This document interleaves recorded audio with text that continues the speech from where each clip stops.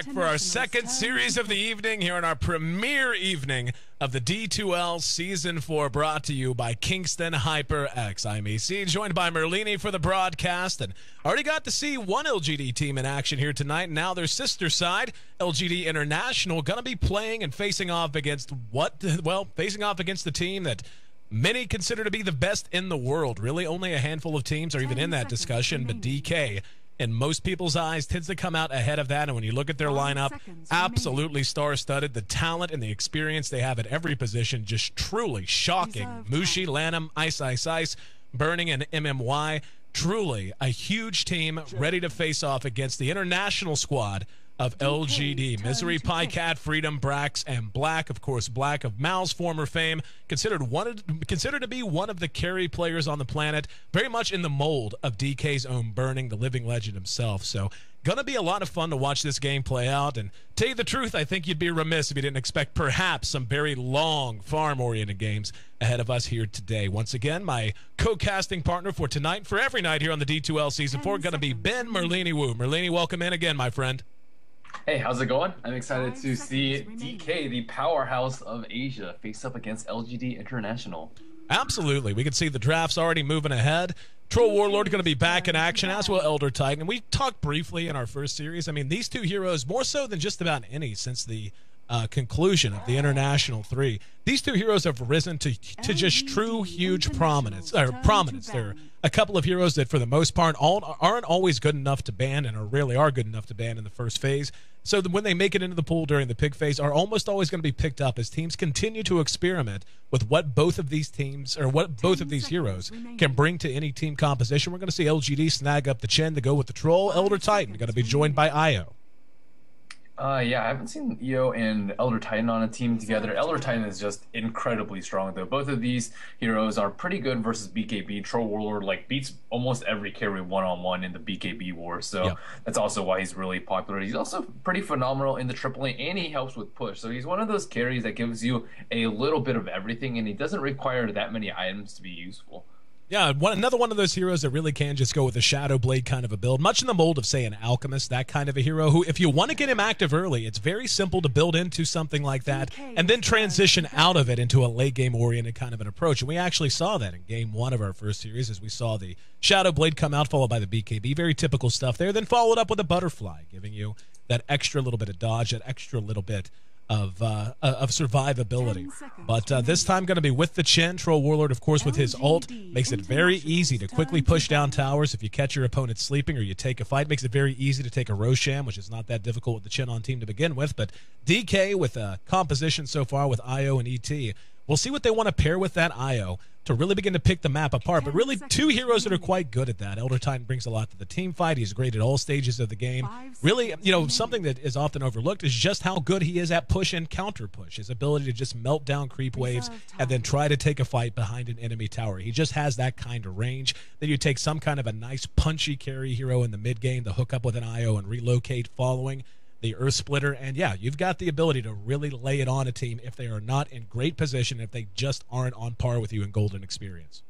So most of these picks and bans are pretty standard. The only thing are the fourth bans that are a little bit unusual. We see Tinker banned out by DK. Tinker is actually not very good versus EO. You really do need a Blink Dagger, and that usually comes up way later, after much after EO has hit level 6, and you can't split push as effectively as you would be able to normally. So I'm surprised that they banned that, especially considering LGD's first pick, Troll Warlord. I mean, he's decent at push, but they have Elder Titan in case they need to defend towers early.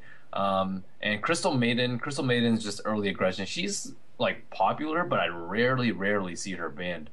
Yeah, I'm kind of with you. She's one of those supports that you'll see picked up in the second phase most of the time, and most teams are just kind of willing to give that away. I mean, whenever you see a CM come in, you have a general idea of what you're going to be up against. Not a whole lot of out-and-out utility. One of the best levels 1 through 5 heroes in the entire game, but puts a lot of pressure on her to be active early, to roam well, and to help her team get a lot done in the early phase. Speaking of a hero who can get out and begin to wreak havoc across the map, Timbersaw going to be joining that front two out of LGD. So Chen, Troll, and Timbersaw, I mean, really, Kind of just a well-rounded front three so far. Now, interested to see how DK is going to respond to this. When you look at what LGD International banned out, they didn't ban out any heroes that synergize with IO, or at least synergize the way most expect them to. They will go ahead and grab up the Alchemist. We'll see who's going to be farming that Alchemist. One would imagine that will be a farming Alchemist handled by Burning, but still a little bit of room if they wanted to try and put another hero with the IO, depending on how they wanted to draft this out. I'm surprised they didn't ban out Timbersaw, because Timbersaw is traditionally very, very good versus EO. The Whirling Death against Strength Heroes is very incredible. Most of the partners with EO are Strength Heroes, Alchemist, Sven, Tiny, Chaos Knight, etc. And Timbersaw is just, she's actually pretty survivable too against the relocate gangs. And if you can drop a Chakram, Whirling Death into a Timber Chain combo on those two heroes, that's almost a guaranteed win in a team fight. Well, we see the Elder Titan and the Alchemist. One thing I do like about that too, pretty innately tanky heroes as the game goes on. But I mean, taking a look at the front three from both sides here, Merlini, go ahead and break down what you think we're going to see based. I mean, and granted, we still have 2 more picks to go on either side, but what things really jump out? Give me a couple of key points on both sides in terms of execution and what you need to avoid if you were in the captain's chair of both teams. Both teams have a lot of burst. I think DK has the synergy with the Elder Titan minus armor and the Alchemist. If Alchemist gets like a decent amount of farm and Wisp gets the levels that he needs, then LGD.int is just going to melt to the huge amount of burst, and nothing's really going to save them if they have, I mean, Chen Heal, Chen send back, those are going to be just way too slow to save them. But LGD.int has a pretty good lineup at counter ganking and just putting a lot of pressure on DK early. I don't think they're going to allow Alchemist to farm up the, you know, sometimes we see like 15-minute Midas Shadowblade Treads plus another item, and I don't think Wisp is going to get that free of a level 6, but we'll have to see what LGD decides to do. They can either do like an aggressive Chen and get a lot of control early, or just farm up for an early mech level 6 and just push down towers, because DK is not that great at push. Elder Titan, or anti-push rather, DK, all they really have is like Acid Spray plus Elder Titan's like Spirit is like decent, but nothing a mech can't handle. OD has actually to this late in the draft. Yeah, we see the OD picked up, and it was going to make mention of that. I mean, you see an Elder Titan and an Alchemist. ET can be run mid, or you can even have an Alchemist run mid and then put the Elder Titan and the IO both in lane support positions. But with the OD, we now see the lanes take shape pretty clearly, with the ET and the IO likely to be the lane supports for the farming Alchemist, handled by Burning. OD going to be setting up shop in mid. One would imagine that'll be against a perhaps a Timbersaw, but still a little bit of flexibility there too. You'll see the Troll end up going mid. Timbersaw does have the capability of going into the off lane if you really want him to. Chen, of course, going to find himself in the jungle. Rubik, the lane support, but now LGD ready to show us their fifth and give us the full picture as to what we could expect in the laning phase. Yeah, on paper, Troll Warlord does decently versus Outworld Devourer. He has pretty high base damage with Berserker's Rage and his melee form. You can also go Stout Shield in case the OD plays very aggressively and right-clicks you a lot. Your spells don't cost much mana at all, and even if you don't have any mana, you can still just bank on Fervor if you need some damage in a man-mode fight. So I think they will probably do Troll Warlord mid, but we can see just probably based on their players, most of them put into pretty set rules. Yep, the Weaver going to be picked up there in that last position. So the Rubik, Chen, again, lane support for one of these heroes, mid and off lane. One would imagine it'll be the Weaver mid, the farming Troll with the Timbersaw taking up shop in mid against the Outworld Devourer. Talk to me briefly here about that matchup, Timbersaw and OD. Timbersaw OD, I don't actually think it's going to be Timbersaw OD. I think they're... I'm still think that Timbersaw is probably going to go into silent. I don't know. But in terms of that matchup, it seems to usually just go in favor of OD. OD wins like I think 80 to 90% of the mid matchups. Even we see some picks like Kuka with just Max Tidebringer, but even then it doesn't really work out that well. I have yet to see someone that like completely outlanes the OD. Viper and Razor are probably at the top of my list as far as heroes that compare versus OD, but Timbersaw probably going to have like half to maybe like a third of the CS of OD. And we'll see if that's going to end up being the case. But again, that's the nice thing. A lot of flexibilities built into these lanes. DK still waiting to show us their fifth. We can see the Razor was banned out with their last ban, so that unfavorable matchup not going to be available, as LGD awaiting to see what's going to happen here. But don't forget, folks, we got our third best of three coming up following the conclusion of this one. This is our premiere broadcast of Season 4 of the HyperX D2L, with our grand finals going to be taking place in January in Las Vegas. And it's going to be myself and Merlini, to the best of my knowledge. Pretty sure we've got that more or less handled. will be on site there. And, of course, 4 teams. The 2 top qualifying teams from our Western Division play for the Western Division will be starting the 2nd week of November. And Lion actually going to be that final support that DK was looking for. Nice amount of burst, but a decent amount of lockdown as well. Certainly something nice to have against 2 very survivable, tough to track down heroes like a Timbersaw and a Weaver, having the Earth Spike as well as the Hex to try and lock the Weaver down when he tries to Shikuchi away. And Timbersaw, of course, want to keep his feet planted on the ground, not allow Timber Chain to be his get-out-of-jail-free card as much as he would like it to be.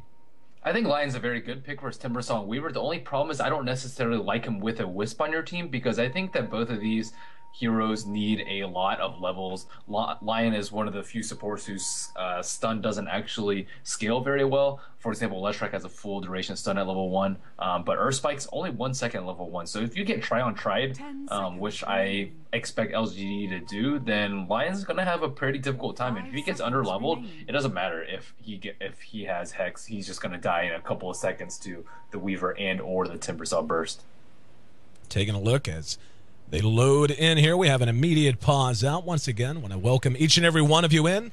Game 1 of our second best of 3, just about ready to get underway.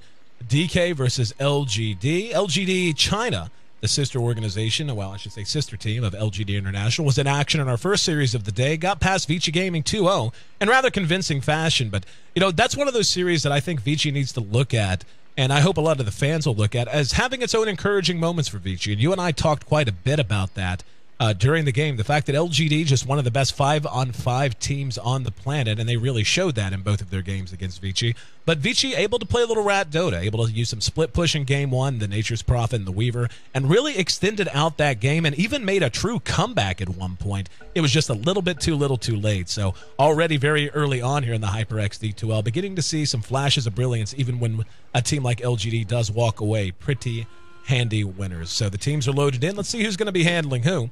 Going to have Mushi taking the OD. He's going to be heading towards mid, of course. Lanham going to be playing on our Lion this time. He's tethered to MMY, currently handling the IO.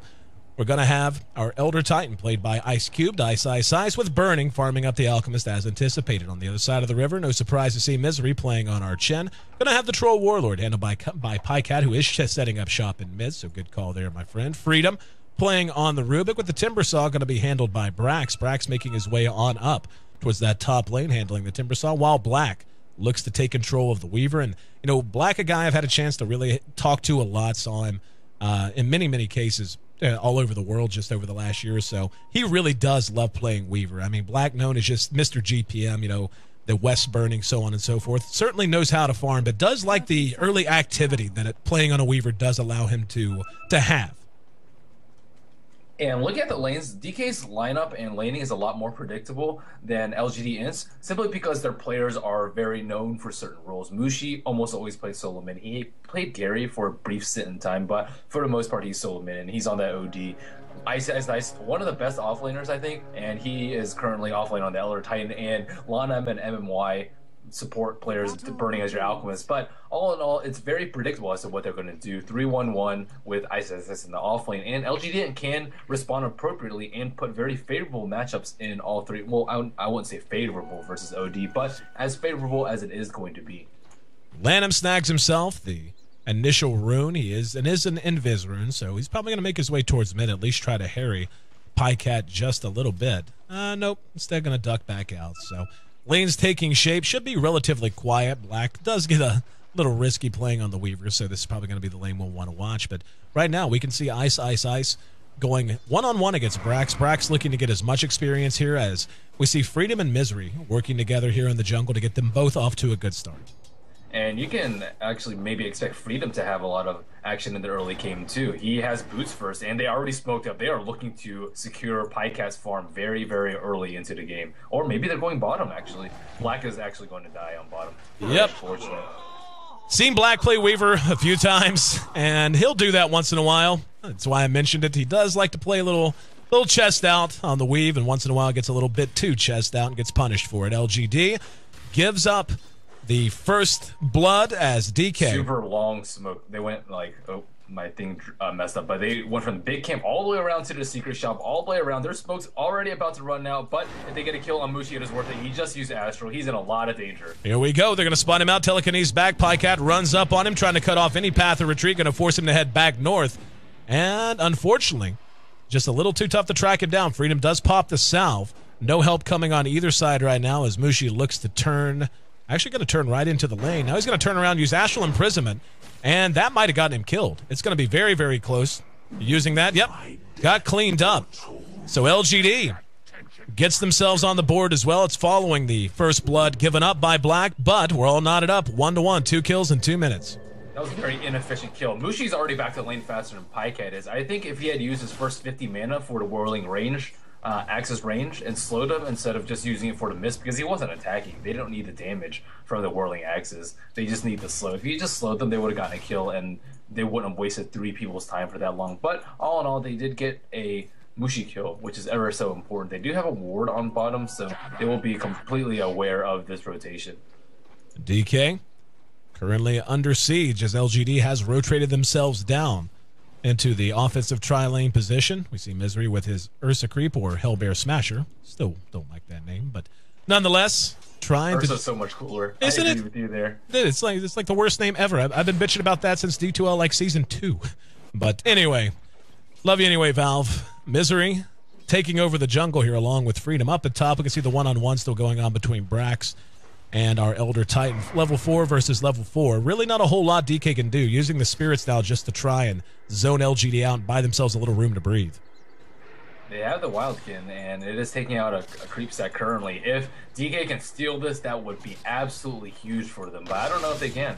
We're going to see him interrupted at least. Freedom going to take what last hit he can. MMY taking a little bit of harassment, but here comes the Alchemist. We're going to see the Astral Imprisonment from the rotation from Mushi. 4 seconds, 3 seconds. We see Freedom in a lot of trouble, and he actually blows it on himself. Freedom will be cleaned up by Io, and Burning got lost in the trees. There with the, he was the boom boom. I'll draw it here in a second as soon as I'm sure they're going to break apart, and it looks like they will. But yeah, basically just gave him the old okey doke. Ran around the trees. Not going to let it happen this time, though, right on Misery's tail. Nowhere for him to duck to now, and LGD gives up another kill for free. Black doing what damage he can. Might be able to clean up Lanham and will, making it at least a little bit more of an even trade. We'll throw out the Swarm, Burning at low health. Certainly not under real threat, but quite annoyed by it. But yeah, Burning's initial unstable concoction, he just got juked, for lack of a better way to put it. Misery juked him around the trees, and he got caught in a bad zone of darkness, letting it count down a little bit too much. Nonetheless, we're at 4 minutes in with 5 kills on the board. Very busy early laning phase. I think very good move by DK to rotate Mushi from mid and Burning from bottom to try and take Shannon out of their jungle. But Misery died, but he's right back in the action. So is Freedom. They want to pursue this triple lane, and it looks like it's going to be met with probably yet another death very soon. Misery does have his boots, but Burning has a tether move speed and boots. Burning being outpaced a bit here. Sitting on brown boots, not enough to allow him to track down anyone from LGD, so ate another unstable concoction. Back below half health, and here comes Misery. Hooking back up with his... Ice on top lane is almost dead. And we can see the Elder Titan crawling around, suffering quite a bit. The level advantage, he's sitting just south of 6, and Timbersaw about half a level ahead so far. We take a look at the CS, though, we can see Timbersaw quite a bit ahead in that department, leading just about double at this point. Lanham steals the last hit, too, from there. Just one right click out damaging the 2 heroes and the Hellbear Smasher creep. So Lanham is level 3.5 compared to these 2 LGD supports who are just level 2, and he's actually forced to steal a Satyr Mind Stealer. I must say this Chen is not as effective as I hoped it was going to be, but DK has focused a lot of efforts on bottom. There's a TP from MMY. See a solo kill happen at top in the meantime. Hold on, Misery eats a lot of damage. Nice Earth Spike, got them both. Freedom in trouble just as well. That's a double kill and a mega kill streak going the way of MMY. You want to get your IO to a quick 6. This is a nice way to do it. He's coming up towards level 4 now, has already notched a number of kills. He's 5-0 at this point. 5-3 the kill score as LGD trying to play aggressive and take over this Radiant jungle, paying the price for it now. Wow, that is just devastating. That Earth Spike was just huge from Lanham, just hitting that angle and hitting Freedom, who was hidden in the trees trying to telekinesis the Alchemist away. But wow, huge plays. Taking a look elsewhere on the map, looks like Freedom's had enough of that jungle. Nighttime, not the right time to be hanging around when you're starting to fall behind like that. Burning, in the meantime, has been a little bit harried, has not been allowed to do what he usually does best, which is farm. He's sitting at just 18 CS. Very rare you see that. Hang on in mid. Pycat going to be pursued behind the tower. But, there's telekinesis from Freedom. They're going to look to re-engage. Throws out the axes, but Mushi just a little bit too big. MMY with Lannon behind him. Looks like they don't want to overcommit to this. In the meantime, we're trying to keep an eye on what's been going on top. We can see Black's actually rotated up there now. And we'll be going one-on-one with Ice, who's currently just south of level 7. We're going to see Black hit 6 there, so time lapse going to add to his survivability. But early laning phase. Tell me, Merlini, 7 minutes in, obviously the kill score tells us DK's ahead. Do you feel like LGD's really hurting that badly, or is this something that they can just shake off?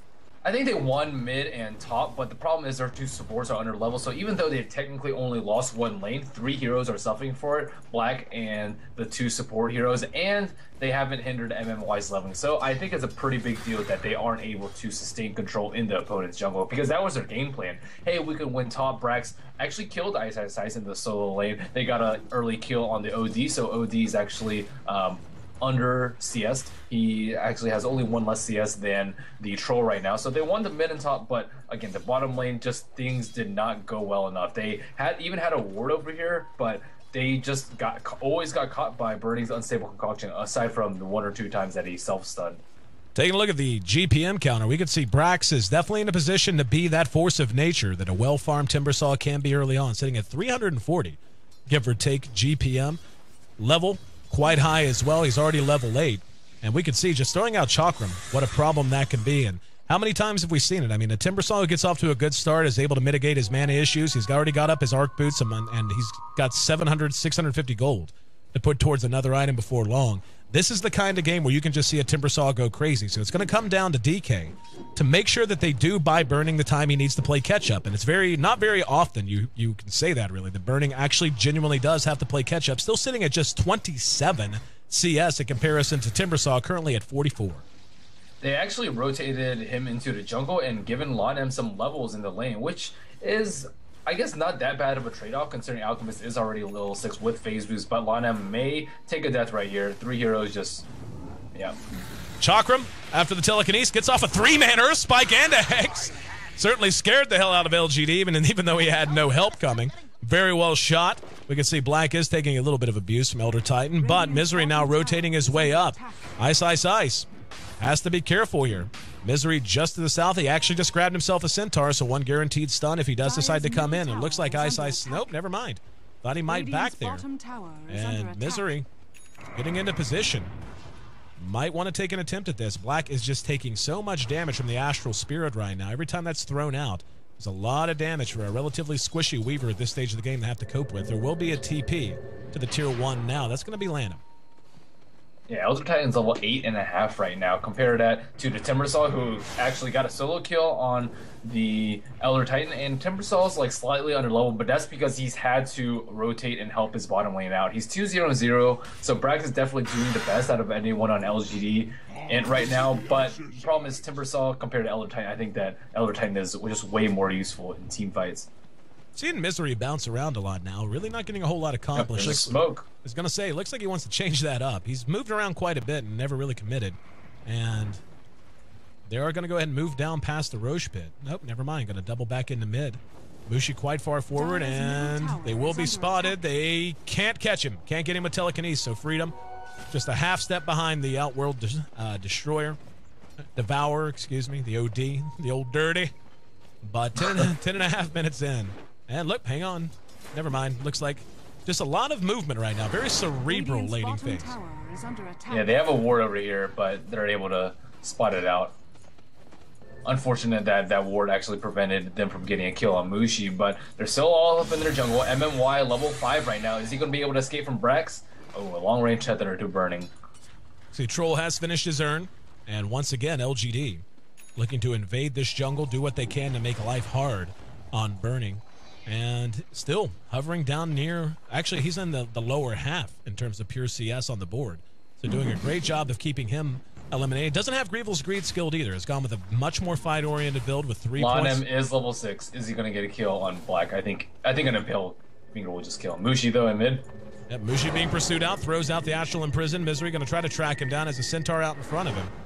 He's got Lanham rotating over now, and looks like DK not very willing to pursue into the dark blindly. Brax, though, in trouble now. Big kill going the way of DK if they can kill him. Timber Chain gets him out of trouble. Will it be enough? It will. They're forced to pull back as they were taking some tower shots. Out goes the Chakram. Burning. Gonna try to force him back. Pycat's there. And Brax able to avoid a death. That would have been huge. In the meantime, we do see OD drops his ult on the Weaver. And that secures that kill. So DK almost got the job done at bottom, forcing Brax back to the well, at least momentarily. And Mushi with his rotation, getting himself closer to his force staff. Ice tries to go for the long-range Earth Splitter kill on the Rubik, but just barely misses it. Very patient play from Lanham. If you notice, he just ran top. He sat in the fog to get experience until he got level 6. He dropped a Sentry Ward to make sure that Weaver didn't spot him out and just patiently waited for him to overextend and then just killed him. I think he could have solo killed him, but Mushi was brought in just in case. We can see both teams settling back for the moment. Burning spots out Misery. He's got the Unstable Concoction channeling. He's got Phase Boots, and the Chakram's going to be there to slow him down. However, killed off as Ice throws out the Astral Spirit. That extra little bit of burst, and that's the burst you were talking about during the draft there, Merlini. The ability to just nuke down these squishy supports, the Rubik and the Chin in particular. Yeah, I mean, even with the null field, it's not going to be enough, especially with one base armor. That's really where it hurts. Both of these heroes have one armor, and with Acid Spray, I mean, Natural Order will only remove one armor, but still, that, I mean, even when we saw the Chen die the first time, the level 2 Unstable Concoction took off like half his health. Oh, yeah. And now with everything else, it's just going to be more and more trouble, especially if they get a Battalion on their team. Keeping track of IO, he is 541. He just hit level 6, so relocate ganks are now online. Score 7-4 in favor of DK. LGD.int, I don't think they had a good enough early game to handle the Wisp effectively. And we're going to find out. We can see they're beginning to play much more close to the chest now, sticking together much more than they did before. And really, this is the only way you can really mitigate that. If you lose the early game and you know there's an IO on the board, best way to cope with it is just to be together as often as you can and make it a very big risk anytime IO wants to relocate. Still keeping an eye on him. Burning, beginning to play his way back up a bit. Still just at 42 CS though. Bottom half at the moment. Finally has a point in Agreeable's Greed. So as he continues to level up, that will be better. We're going to have a 4-staff Astral Imprison on to Pycat, and nope, not going to follow it up. The IO was there, but MMY a bit too far away and no other help coming. And Elder Titan takes a fall in middle, and that was without the use of Finger of Death. Or not Elder Titan, Timbersaw rather. And we see Mushi go for early four-staff build as opposed to a mech, but mech is already up on Elder Titan too, so Ice, even with his early death, has bounced back quite convincingly, and Pycat hasn't really had much of an impact this game. He was 1-0-1, he hasn't died yet, but one of those kills was on the OD in mid from the double support smoke gank, but aside from that, he doesn't really have any items. He has Phase Boost, he has Urn, he has all these small items, but I don't really see him having that much of an impact as, let's say, Burning, who's been involved in 5 kills thus far and is probably about to pick up another. Lanham and MMY under cover of smoke. Haste Room on Lanham. Right beside him. Should have seen him there. They did. They're going to try to chase him out. Here comes Burning. Throws out the Acid Spray as well as the Unstable Concoction. I thought he was just going to impale and Finger the Rubik and just kill him. Yeah, it's kind of what I was expecting too. Looks like just feeling like they're a bit out of position. Speaking of out of position, nobody in position to save the Tier 1. Elder Titan there to do a little bit of damage as a goodbye, but Chen manages to bring down that Tier 1 top finally. In the meantime, we can see Mushi about to bring down the Tier 1 bottom on the other side. So 8-4, DK doubles them up in kills. They're trading even 1-for-1 in towers. Yeah, Mushi is going to be very, very scary. After his 4-staff, he already has 2100 gold. Alchemist actually goes for a very, very late Midas, 15 minutes. I think that people have like way too strict about Midas timings, but if you think it's going to be a farming game or if you think it's going to be good versus Chen, by all means, go for a Midas. They're not really under that much pressure from LGE because they haven't been able to come back to the jungle after they got forced out after the first 4 or 5 minutes, and their late game's like decent, but it's not that great. If OD, for example, gets items, he can just like one-shot like 2 or 3 members of their team, and Alchemist can stun lock Troll better than Troll can stun lock him with Abyssal. So I don't think they're under any pressure right now. So I think the Alchemist going Midas this late is not that bad of a choice. See, Black still trying to find his farm. He's sitting at 70 CS as we go past 16 minutes. 91 for Mushi. Certainly has him sitting quite pretty. Just look how much he's tanking up already. Having already picked up an ultimate orb to go with his Force Staff. He's got 1100 HP at the moment. Really not too shabby for a mid OD to come out of that lane in that good a shape. Lanham, level 8. Has his ult at the ready. He's got 1,000 gold in his back pocket. We'll see what, if anything, he wants to spend that on. But as of right now, both teams seem kind of content to just be quiet for a bit. Farm up the items they feel like they need. I think it's perfectly okay for DK. And if LGD.int wants to farm very aggressive, look at where they're farming right now. They're farming very close to their T1 in the fog in the neutrals, very close to their T2s, and Pycat is just hugging his T1 too. So they're very, very scared of Wiz. They can't really venture forth, and just because of the threat of relocate, DK's out farming them massively.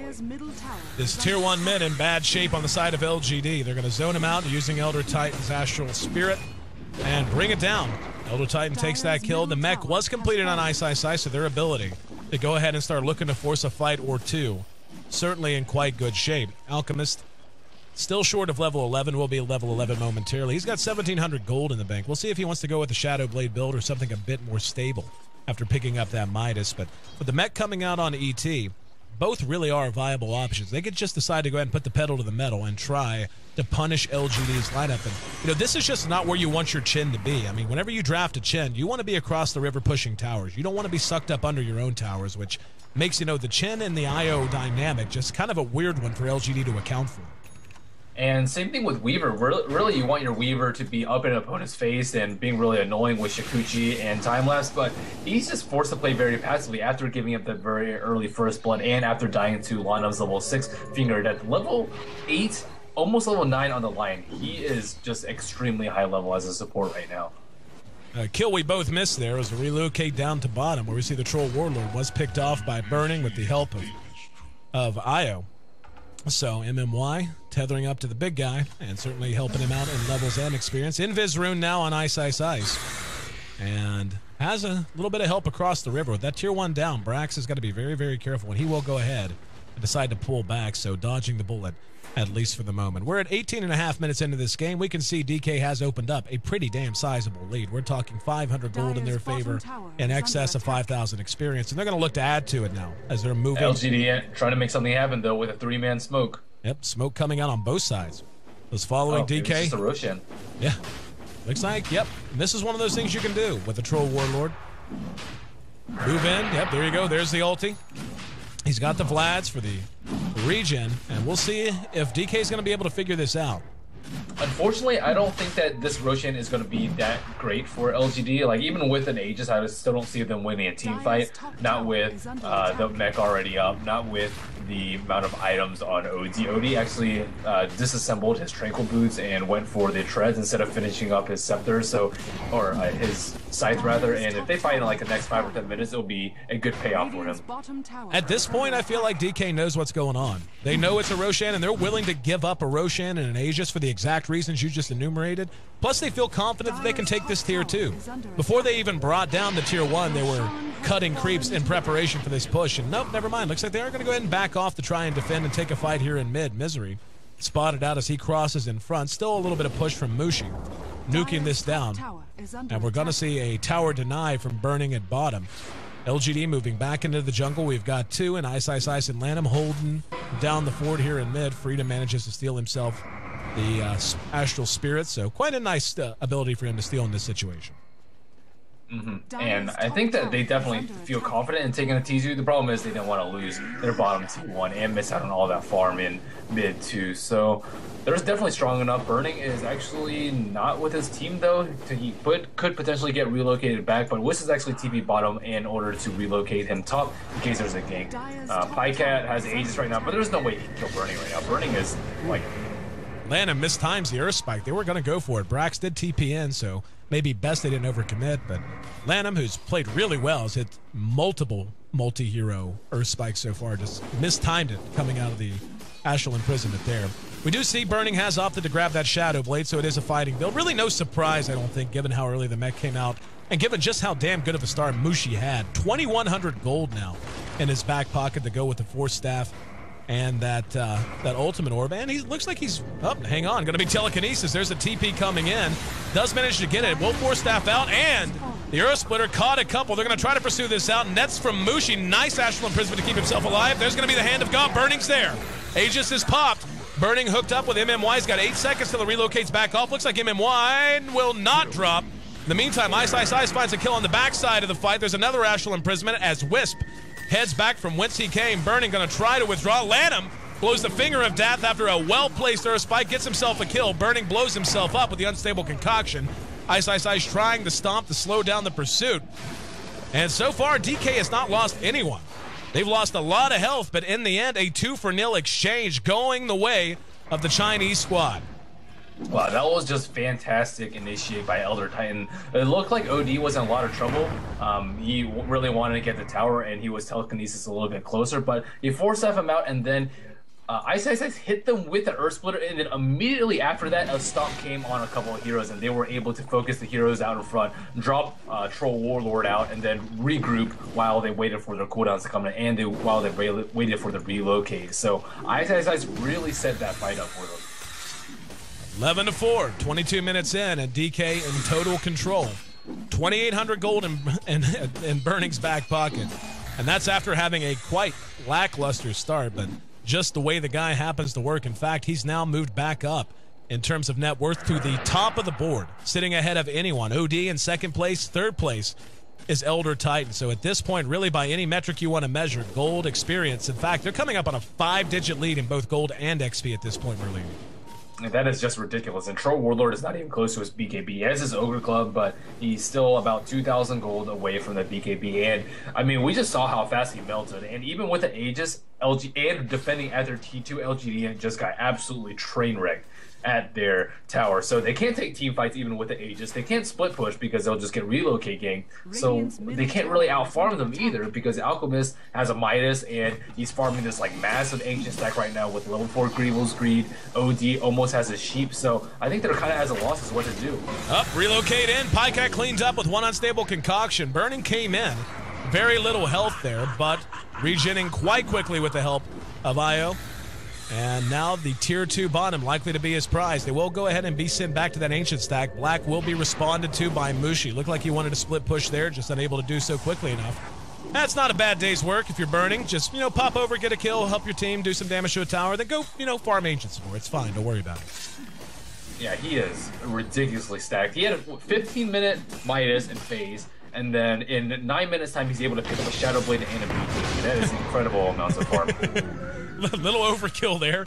Sometimes it's just fun to just blow someone up. That's what we just saw. I mean, that really was not necessary for Ice to spend his ult, but you know what? It's fine because it was fun to watch. Black being pursued by Mushi. Does have his Scythe of Ice done now, and we'll go ahead and spin it. MMY is right there with him. They've got a sentry down. Can they find him?